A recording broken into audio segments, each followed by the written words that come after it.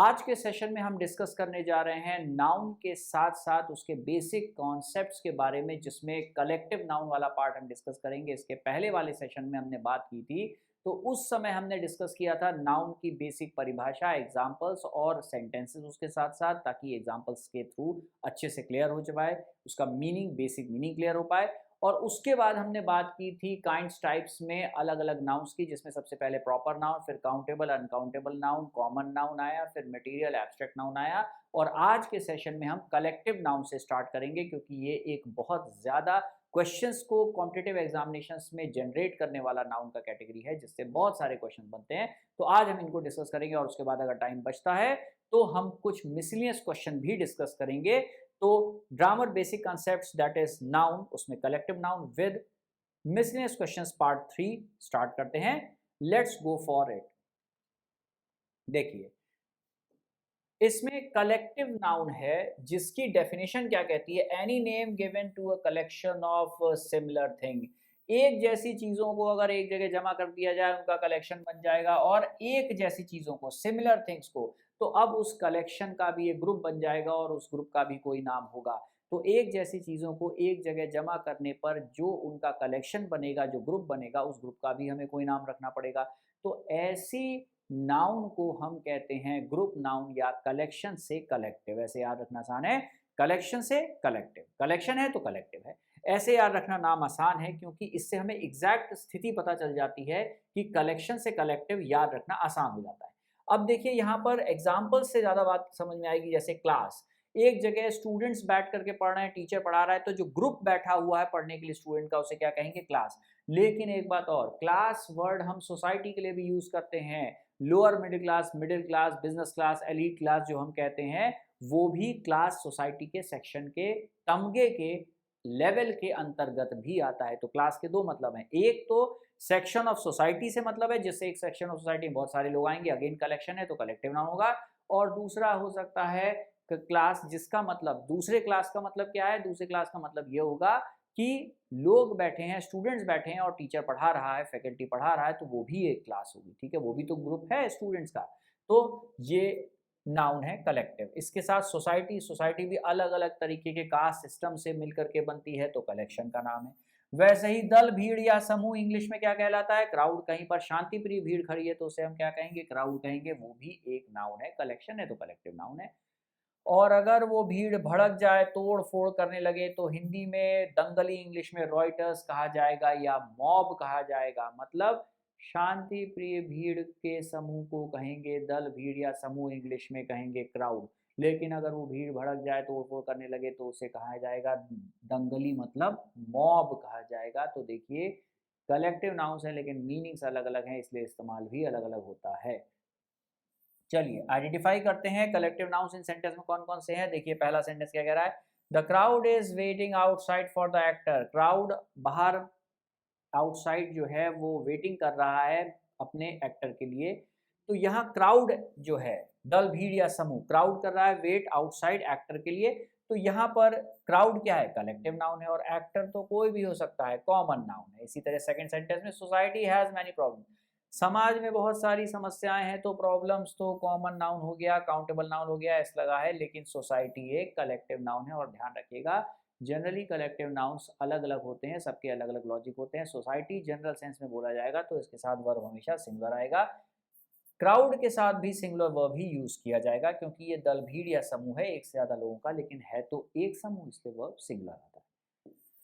Third में, the cattle are grazing in the field. Cattle मवेशियों कहते हैं, गाय बैल के समूह को कैटल कहा जाता है, उनके साथ भी वर्ब प्लूरल आता है। ध्यान रखिएगा, हिंदी में अपवाद, इंग्लिश में एक्सेप्शन है। ये कलेक्शन को लेके किया गया है, चाहे एक कलेक्शन हो, लेकिन ध्यान रखिएगा कैटल जो शब्द है, CATTLE, इसके साथ हमेशा प्लूरल वर्ब का ही इस्तेमाल करेंगे। आप कभी भी सिंगुलर वर्ब का इस्तेमाल नहीं करेंगे। ठीक है, कैटल जो है वो ग्रेज कर रही है, मतलब चर रही है घास को फील्ड में। तो देखिए, ये कलेक्टिव नाउन, ये और ये भी कलेक्टिव नाउन की कैटेगरी में आ गया। ठीक है, अब इसके बाद देखते हैं, इसके और एग्जांपल्स देखते हैं। चौथा एग्जांपल क्या कह रहा है, देखिए चौथा एग्जांपल कह रहा है, the committee has taken the decision. तो हैज किसके लिए आया, कमिटी के लिए आया है। लोगों से, मेंबर से क्या बनती है, कमिटी बनती है, लेकिन एक कमिटी की बात कर रहे हैं, इसलिए वर्ब सिंगुलर है। और हैज टेकन कौन सा टेंस है? प्रेजेंट परफेक्ट टेंस, ठीक है, प्रेजेंट परफेक्ट टेंस है, ठीक है। हैव और हैज वर्ब का third form present perfect tense में आता है। वो करना पॉज, आवाज आ रही है बाहर से? तो देखिए हैज और हैव के साथ जब वर्ब का थर्ड फॉर्म आता है तो प्रेजेंट परफेक्ट टेंस आता है, ठीक है। इसके बाद देखिए फिफ्थ में, the board has asked for an explanation. Board ने एक एक्सप्लेनेशन के बारे में कहा है कि भाई हमें एक्सप्लेनेशन दीजिए, ये बात आपने क्यों की है। तो यहाँ पर हैव और हैज के साथ वर्ब का थर्ड फॉर्म का इस्तेमाल किया गया है। बोर्ड जो है वो मेंबर्स से मिलकर के एक ग्रुप बनाया गया होता है बड़ी बड़ी कंपनीज में जो डिसीजन लेने का काम करता है। तो एक ग्रुप, इसीलिए वर्ब सिंगुलर है। इसी तरीके से देखिए the team has one the match, ठीक है।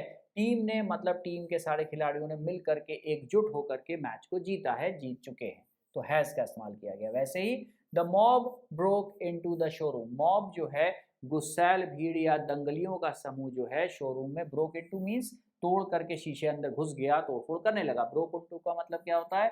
ब्रेक का सेकंड फॉर्म है ब्रोक, ठीक है। इनटू लगा दिया प्रीपोजिशन तो मतलब होता है सेंध लगाना, मतलब बिना इजाजत के किसी के घर में घुस जाना या किसी के शोरूम में घुस जाना, तोड़फोड़ करना, तो बिना इजाजत के जो होता है that is called broke into, ठीक है।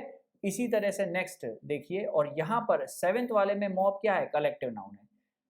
एट्थ वाले में all the classes have been suspended today. सारी क्लासेस को आज सस्पेंड कर दिया गया है। ऐसा आपने एग्जांपल या ऐसा सेंटेंस कहीं ना कहीं नोटिस बोर्ड में पढ़ा होगा किसी इंस्टीट्यूशन में। तो क्लासेस यहाँ ईएस लगा है, तो ध्यान रखिएगा यहाँ पर ये कॉमन नाउन की तरह यूज किया गया है, क्योंकि कॉमन नाउन को ही सिंगुलर या प्लूरल यूज कर सकते हैं। मतलब जितनी भी क्लासेस चल रही थी सबको सस्पेंड कर दिया गया है किन्हीं कारणों से। तो यहाँ पर ये प्लूरल है, इसीलिए वर्ब भी प्लूरल ले रहा है। नाइन्थ में the question will be raised in the parliament. Question जो है रेज किया जाएगा, उठाया जाएगा पार्लियामेंट में। तो पार्लियामेंट क्या है? पार्लियामेंट जो है ये कलेक्शन है एमपी एमएलए का, जितने भी मिनिस्टर्स होते हैं सबकी जमात को पूरा मिला करके पॉलिटिशियंस का जो पूरा सिनेरियो होता है इसे मिला करके पार्लियामेंट कहा गया है। तो पार्लियामेंट जो है ये एक कलेक्टिव नाउन है, ठीक है। तो ये भी कलेक्शन के नाम के कैटेगरी में ही आएगा, क्योंकि कलेक्शन को रिप्रेजेंट कर रहा है, कलेक्शन को रिप्रेजेंट कर रहा है, तो कलेक्टिव नाउन है। टेंथ में the crew is waiting for the captain. Crew जो है वो कैप्टन की इंतजार कर रहा है। क्रू मतलब चालक दल, ठीक है। क्रू का मतलब होता है ऑपरेशनल स्टाफ। किसी भी पानी की पनडुब्बी सबमरीन में जो लोग होते हैं जो उसे चलाने का काम करते हैं, एरोप्लेन में फ्लाइट स्टीवर्ड हो गया, एयर होस्टेस हो गई, पायलट, को पायलट, नेविगेटर, ये सब चालक दल के सदस्य होते हैं। उस मशीन को ऑपरेट करने का काम करने वाले लोग स्टाफ के लोग होते हैं, उन सब को हम क्रू कहते हैं। और क्रू जो है सेलर्स के ग्रुप को भी कहा जाता है। सेलर्स मतलब पानी के जहाज पे जो कैप्टन के साथ जितने भी लोग चालक दल के सदस्य होते हैं, सेलर्स होते हैं, उस सेल करने वाले लोग उन्हें भी क्रू कहा जाता है, ठीक है। तो इस तरह से देखिए कितने सारे कलेक्टिव नाउन और दूसरे प्रकार के नाउन इस सेंटेंस में आ गए। हमने एक बेसिक आइडिया क्लियर कर लिया कि कलेक्टिव नाउन किनको कहते हैं, क्योंकि एग्जांपल से बातें ज़्यादा अच्छे से क्लियर होती हैं। देखिए अगले कुछ और एग्जांपल इसे और अच्छे से क्लियर कर देंगे, लेकिन यहाँ पर एक क्वेश्चन वाला पॉइंट रखा गया है जो बहुत इंपॉर्टेंट है, आगे आपको काम आएगा। इन पॉइंट्स पे बहुत सारे क्वेश्चंस पूछे गए हैं। ये सब मिसलिनियस को जनरेट करने वाले, क्वेश्चंस को जनरेट करने वाले पॉइंट्स हैं। पीजेंट्री जो है किसान वर्ग को कहा गया है, उसके साथ हैज लगाएं या हैव लगाएं, सिंगुलर, ये है plural. Been suffering for the last 100 years in our country. पिछले 100 साल से हमारे देश में किसान वर्ग बहुत ज़्यादा नुकसान उठा रहा है, सफ़र कर रहा है, परेशानियां उठा रहा है। ध्यान रखिएगा पीजेंट्री के साथ हमेशा प्लूरल वर्ब का इस्तेमाल होता है, हैज का नहीं, हैव का यूज होगा, क्योंकि पीजेंट्री जो वर्ग है उसके अंतर्गत बहुत सारे किसान आएंगे। दुनिया में सारे किसानों की जमात या वर्ग जो है वो पीजेंट्री शब्द के अंतर्गत आता है, इसीलिए एक से ज़्यादा लोगों को रिप्रेजेंट करता है। इसके लिए हमेशा प्लूरल वर्ब का ही प्रयोग इसके साथ करेंगे, ध्यान रखिएगा, इस पे क्वेश्चन बहुत ज़्यादा आता है। नेक्स्ट है द नोबिलिटी हैव या has always exploited the other sections of the society. Nobility का मतलब है पैसे वाला समृद्ध वर्ग जो होता है किसी भी देश का, जिसमें सबसे ज्यादा पैसे, नाम शोहरत वाले लोग होते हैं, या जो रिच क्लास होती है उसको कहा गया है। उसने हमेशा बाकी के सेक्शन ऑफ सोसाइटी को जो है एक्सप्लॉइट किया है, मतलब उन सब को जो है अपने फायदे के लिए इस्तेमाल किया, उनका शोषण किया। ये तो दुनिया में सब जगह होता है, आप सब भी जानते हैं इस बात को कि पैसे वाला व्यक्ति हमेशा शोषण करता ही है गरीब का। यहाँ पर भी हैव का इस्तेमाल होगा, हैज गलत होगा क्योंकि ये भी उस वर्ग के सारे लोगों को बोलता है। नोबिलिटी मतलब जितने भी रिच क्लास में लोग हैं, इसीलिए यहाँ भी वर्ब प्लूरल ही सही माना जाएगा, सिंगुलर गलत माना जाएगा। 13th में द टीम हैव या हैज डन इट्स या their best in the match. अब यहाँ ध्यान दीजिएगा, हिंदी में अपवाद, इंग्लिश में एक्सेप्शन कहा जाता है, ठीक है। ध्यान दीजिएगा, एक्सेप्शन का मतलब है हिंदी में अपवाद, इंग्लिश में एक्सेप्शन। टीम के साथ प्लूरल और सिंगुलर दोनों ही सही बैठेगा क्योंकि the team have done their best in the match कहेंगे तो मतलब मेंबर्स ऑफ द टीम के लिए कह रहे हैं, मतलब उस टीम में जितने मेंबर्स थे सब ने मिल करके अच्छा योगदान दिया, उस मैच में अच्छा खेला। और अगर आप कह रहे हैं टीम को एक मत एक यूनिट की तरह, तो वहां पर फिर सिंगुलर वर्ब का यूज होंगे, the team has done it's best in the match कहा जाएगा क्योंकि टीम को लिविंग और नॉन लिविंग दोनों रखा जा सकता है। अगर आप से नॉन लिविंग एक टीम एक संस्था की तरह वर्क किया एकजुट होकर के, the team has done it's best in the match कहेंगे। और अगर आप लोगों के संदर्भ में कहेंगे जो एक से ज्यादा हैं और टीम के मेंबर्स हैं, तो the team have done their best in the match कहा जाएगा, फिर ऐसे लिखा जाएगा। दोनों ही सही है, ध्यान रखिएगा इसमें। द पुलिस हैज या have cordoned off the area of the crime. Cordoned off का मतलब होता है सील्ड, SEALED, सील्ड ऑफ कहा जाता है। कॉर्डन्ड ऑफ का मतलब होता है जब कहीं क्राइम होता है तो एक येलो रंग की पट्टी, एक रिबन जैसा लगा के उस जगह को सील कर दिया जाता है इन्वेस्टिगेशन पर्पस के लिए। पुलिस उसे सेव कर देती है उस एरिया को, क्योंकि अगर वहां पर लोग आते जाते रहेंगे, लोगों का आवागमन चलता रहेगा, तो उस जगह पे जो सबूत होते हैं, मतलब जो एविडेंस होता है, जैसे फिंगर इंप्रेशन है, जिसने क्राइम किया है ऐसे लोगों के जो फिंगर इंप्रेशन होते हैं जिससे क्रिमिनल का पता चल जाता है, वो जो है डिस्ट्रॉय हो जाएंगे, बर्बाद हो जाएंगे। तो उस एरिया को इन्वेस्टिगेशन के लिए बंद किया जाता है, पंचनामा बनाया जाता है, कौन मरा क्या मरा पूरा डिटेल लिया जाता है, तो फॉरेंसिक की टीम आती है। तो इसीलिए यहां पर कॉर्डन्ड ऑफ का मतलब होता है सील ऑफ कर देना, किसी चीज को बिल्कुल बांध करके अलग करके पैक कर देना, सील कर देना, ताकि तफ्तीश की जा सके। तो पुलिस के साथ ध्यान रखिएगा हैज और हैव दोनों वर्ब सही होते हैं, लेकिन अगर कॉम्पिटिटिव एग्जामिनेशन में आया तो आप हैज नहीं है प्लूरल वर्ब को ही सही मानेंगे, ध्यान रखिएगा। जो sealed off area for investigation purpose क्या कहलाता है, कॉर्डन्ड ऑफ एरिया, ठीक है। और इसके साथ वर्ब कैसा आएगा, प्लूरल आएगा। ध्यान रखिएगा कॉम्पिटिटिव एग्जामिनेशन में कभी क्वेश्चन आता है तो प्लूरल वर्ब को ही सही मानेंगे, सिंगुलर को नहीं, नहीं तो वो क्वेश्चन आपका गलत हो जाएगा, ठीक है। नेक्स्ट देखिए, the publics memory is short lived. ये देखिए पब्लिक्स मेमोरी, पब्लिक के साथ हमेशा सिंगुलर वर्ब आता है। कहा जाता है पब्लिक की मेमोरी शॉर्ट लिव होती है, मतलब पब्लिक आसानी से बातों को भुला देती है, ठीक है। पब्लिक ज्यादा चीजों को याद नहीं करती, बदमाश पॉलिटिशियंस को भी पब्लिक माफ कर देती है। ये एक बहुत मजेदार व्यंग्यात्मक एक सेंटेंस है जिसका यूज किया जाता है जर्नलिज्म में, ठीक है। तो चलिए देखिए, यहाँ पर हमने कलेक्टिव नाउन की कितनी सारी पॉसिबिलिटीज के बारे में बात की अलग अलग, ठीक है। अब इसके बाद हम देखते हैं कुछ एग्जाम्पल्स कलेक्टिव नाउन के, कि कौन कौन से अलग अलग श्रेणी के, कैटेगरी के, वर्ड्स के, ग्रुप के लोगों को अलग अलग क्या कलेक्टिव नाउन के रूप में कहा जाता है। देखिए some examples of collective nouns. Students के ग्रुप को क्लास कहा जाता है, लोगों की भीड़ को क्राउड कहा जाता है। आंट्स, आंट्स का मतलब है चींटियों के समूह को आर्मी कहा जाता है। सुनने में देखिए कितना अच्छा लग रहा है, क्योंकि आर्मी इसलिए कहा जाता है, आपने देखा होगा चींटियां एक के बाद एक बिल्कुल लाइन में बिल्कुल ऑर्गेनाइज आर्मी की तरह चलती हैं, इसीलिए उनके झुंड को आर्मी कहा जाता है। मवेशियों के झुंड को ड्रोव कहा जाता है। एलिफेंट्स, हाथियों के झुंड को हर्ड कहा जाता है, हाथी झुंड में मूव करते हैं तो उन्हें क्या कहते हैं, हर्ड। पपीज के जो झुंड है उसे लिटर कहा जाता है, ठीक है। पपीज का मतलब है जो कैट और डॉग के जो छोटे छोटे बच्चे होते हैं, जो यंग वंस होते हैं, छोटे छोटे जो है डॉग्स के जो छोटे बच्चे होते हैं, कैट्स के जो छोटे किटन्स होते हैं, उनको कहा जाता है लिटर, उनके झुंड को लिटर कहा जाता है। और मधुमक्खियों के झुंड को स्वॉर्म कहा जाता है, SWARM, ठीक है, स्वॉर्म के नाम से जानते हैं। ध्यान रखिएगा, इंसेक्ट्स मतलब कीटों के समूह को भी स्वॉर्म कहा जाता है, तो स्वॉर्म बीज के लिए भी यूज होता है और साथ में इंसेक्ट्स मतलब कीटों के लिए भी यूज होता है। चलिए और कुछ एग्जांपल देख लेते हैं। ये सब एग्जांपल्स प्रीवियस पेपर्स में आपको अलग अलग कॉम्पिटिटिव एग्जामिनेशन में सब जगह मिलेंगे, ठीक है, इसलिए बताने जरूरी है।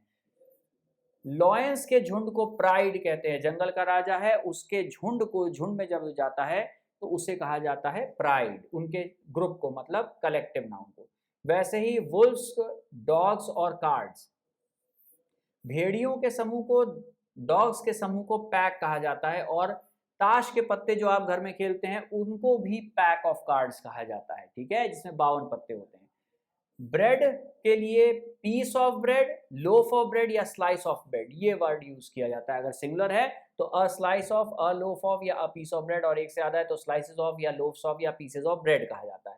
इसी तरह से स्टोन्स और ब्रिक्स, मतलब हम कहते हैं कहीं पर ईंटें और पत्थरों का जो है ढेर है तो उसे पाइल ऑफ या हीप ऑफ स्टोन्स या ब्रिक्स कहा जाता है, ठीक है। इसके लिए ग्रुप नाउन क्या है, कलेक्टिव नाउन क्या है, ये है। इसी तरह अ कॉन्ग्रीगेशन ऑफ वर्शिपर्स है, मतलब पुजारियों के समूह को क्या कहा जाता है, कॉन्ग्रीगेशन कहा जाता है।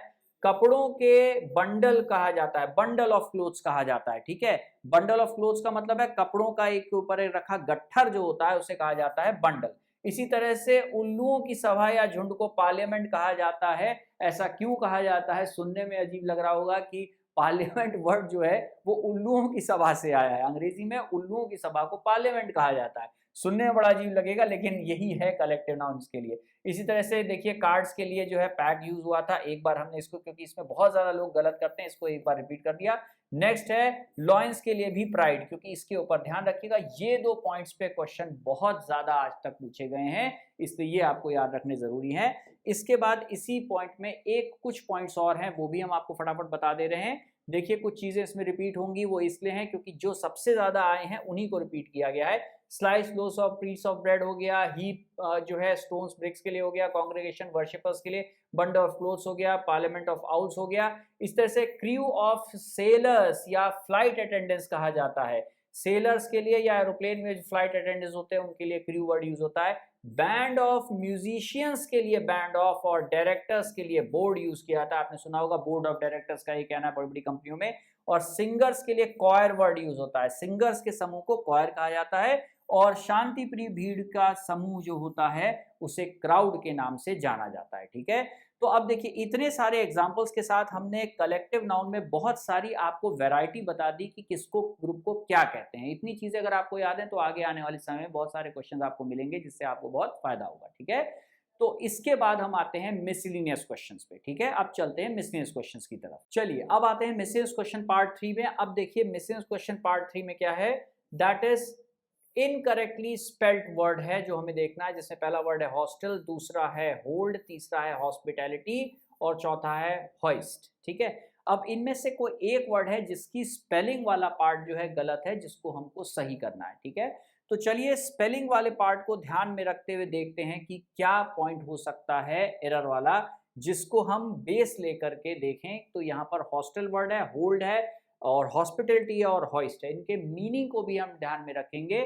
इनके में से एक वर्ड ऐसा है जिसकी स्पेलिंग का गलत है, जो स्पेलिंग हमें कंफर्म करना है, ठीक है। तो चलिए आंसर एक्सप्लेनेशन पे चलते हैं। इसके बाद लेट्स सी कि क्या आंसर एक्सप्लेनेशन है। दैट इज यहां पर देखिए इनकरेक्टली स्पेल्ड वाले में आंसर क्या निकला, दैट इज हॉस्पिटैलिटी। होल्ड का मतलब रोक के रखना है, हॉस्टल आप जानते हैं, होइस्ट करना, फ्लैग को होइस्ट कहा जाता है, मतलब जब ध्वज आरोहण होता है तो उस समय जो स्ट्रिंग खींची जाती है तो उसे होइस्ट किया जाता है, फ्लैग को, वहां पर यूज होता है ये। और हॉस्पिटैलिटी जो है that is looking after guest, being friendly and welcoming towards them, ठीक है।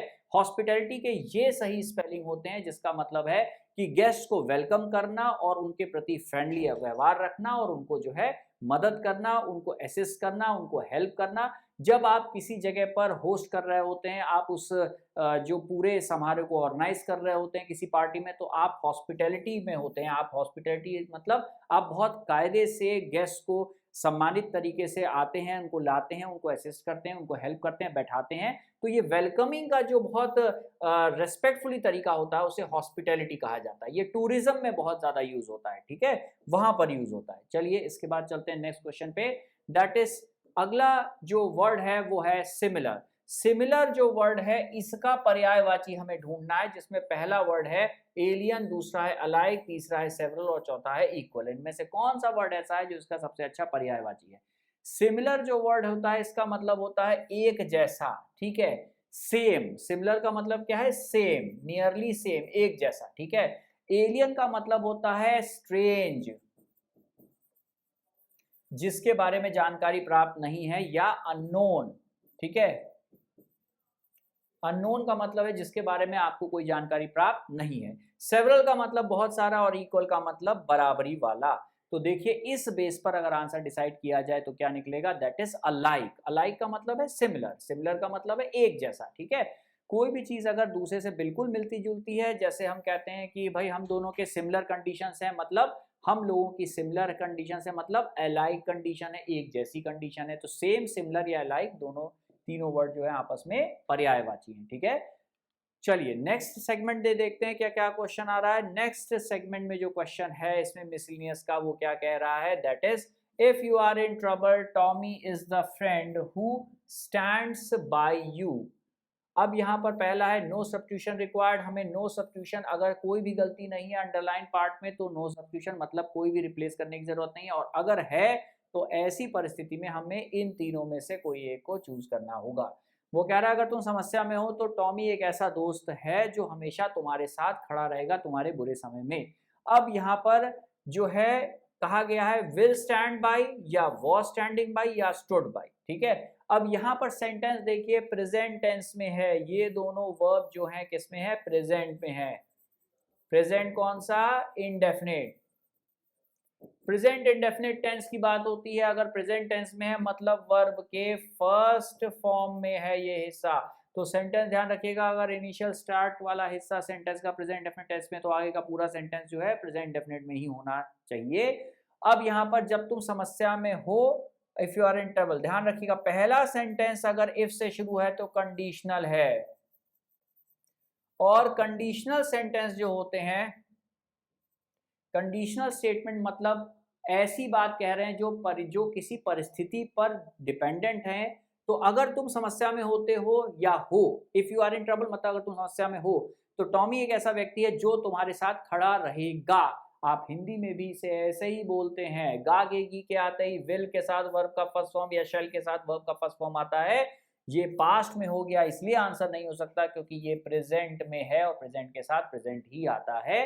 तो यहां पर प्रेजेंट वाला आ सकता है, ये भी प्रेजेंट इंडेफिनिट में है, लेकिन जो तुम्हारे साथ खड़ा रहता है या जो तुम्हारे साथ खड़ा रहेगा, जब तुम समस्या में होते हो तो वो तुम्हारे साथ खड़ा रहेगा या खड़ा होता है हमेशा। तो इस सेंस में जब बात करेंगे तो विल के साथ फ्यूचर टेंस, ध्यान रखिएगा इफ क्लॉज से शुरू होने वाले सेंटेंस का अगला पार्ट जो होता है वो हमेशा फ्यूचर इंडेफिनिट टेंस में होता है, विल और शेल के साथ वर्ब का फर्स्ट फॉर्म। पहचान याद रखिएगा, अगर स्टार्टिंग में इफ जैसा वर्ड से शुरू हो रहा है प्रेजेंट इंडेफिनिट में, तो अगला सेंटेंस हमेशा फ्यूचर इंडेफिनिट विल और शेल के साथ वर्ब के फर्स्ट फॉर्म में होता है, जो कि यहां लिखा हुआ है।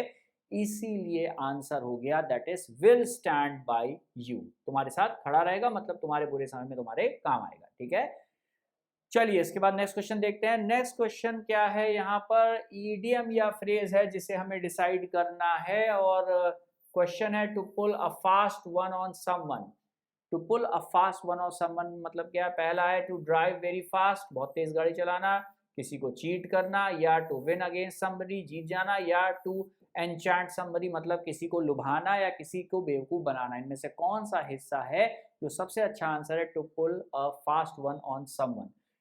To pull a fast one और समवन, ये जो ईडियम है ये नकारात्मक या निगेटिव बातों को कहने के लिए यूज होता है जनरली, और इसका मतलब होता है कि किसी को जो है इन्फ्लुएंस करके उससे अपना काम जल्दी से निकलवा लेना और उसको जो है कम जानकारी देना और जिससे फायदा आपका हो, मतलब शोषण के सेंस में मीनिंग आता है, इस्तेमाल करना।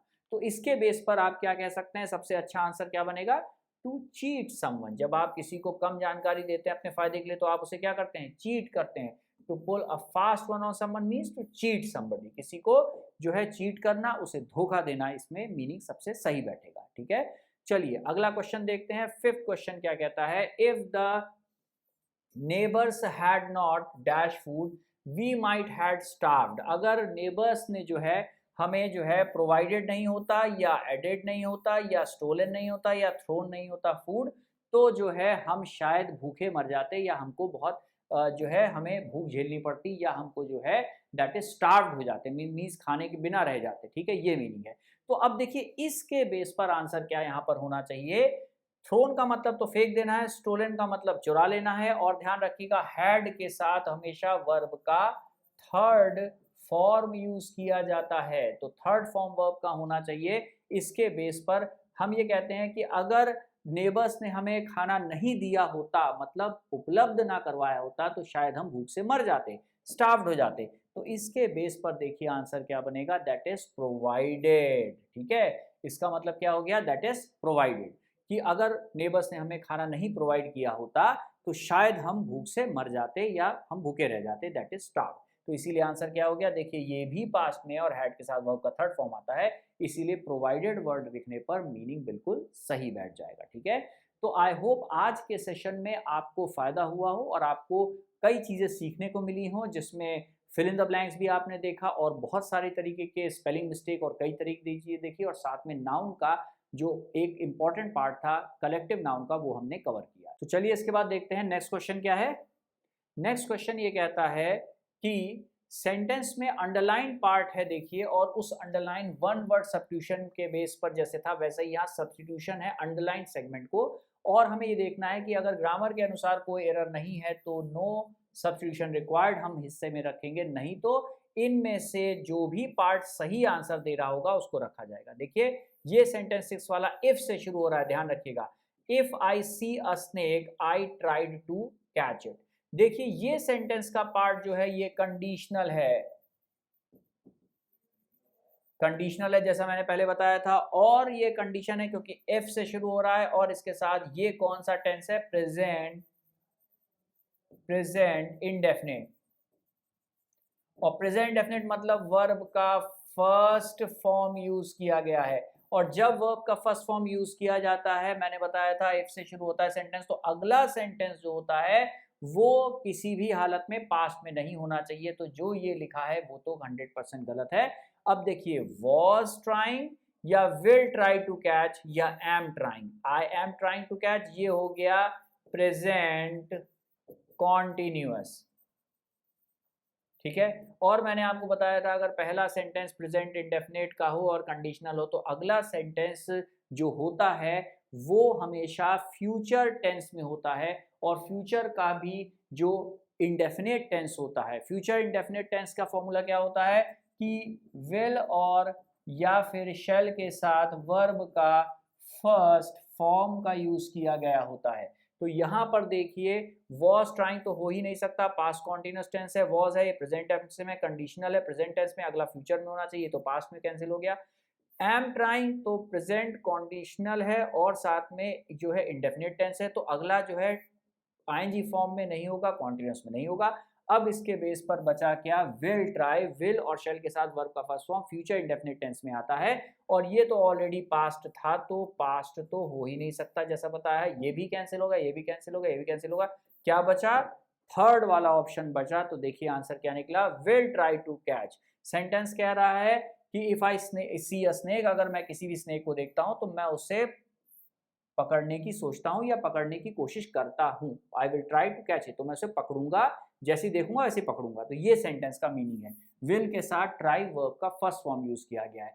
तो देखिए जैसा मैंने बताया था आज के सेशन में जितने क्वेश्चंस थे उसमें जो इफ कंडीशन वाला स्टेटमेंट था याद रखिएगा, ये बहुत सारे क्वेश्चंस बनाता है अलग अलग कॉम्पिटिटिव एग्जामिनेशन में, चाहे वो वन वर्ड सब्स्टिट्यूशन या सब्स्टिट्यूशन अंडरलाइन सेगमेंट पे हो, और या फिर एरर डिटेक्शन या ग्रामर के बेस पे दिया जाए, सब जगह ये क्वेश्चन पॉपुलर है, जिसका मतलब है अगर पहला सेंटेंस प्रेजेंट इंडेफिनिट टेंस का है और इफ शब्द के साथ है तो अगला फ्यूचर इंडेफिनिट विल और शैल के साथ वर्ब के फर्स्ट फॉर्म में होना चाहिए। ये इसका एक बेसिक आइडिया होता है जो आपको पता होना चाहिए। ठीक है, ये बहुत ज़्यादा क्वेश्चन बनाता है। तो आई होप आज के क्वेश्चंस जो हमने डिस्कस किए हैं इससे आपको फ्रूटफुल चीज़ें मिले, और अगली कई क्वेश्चंस को सॉल्व करने में कॉम्पिटिटिव एग्जामिनेशंस में आपको मदद मिले। और इनके साथ साथ हमने आपने देखा कि नाउन की बेसिक कैटेगरीज के बारे में भी हमने एक डिटेल आपको चीज़ें बताई, नाउन के चैप्टर में बेसिक जितनी जानकारी होती है वो हमने आज कंप्लीट कर ली काइंड्स और टाइप्स को मिला करके। ठीक है, तो देखिए इसी के साथ आज का सेशन हम खत्म करते हैं। आई होप आज का सेशन आपके लिए फ्रूटफुल रहा हो। Thank you and take care.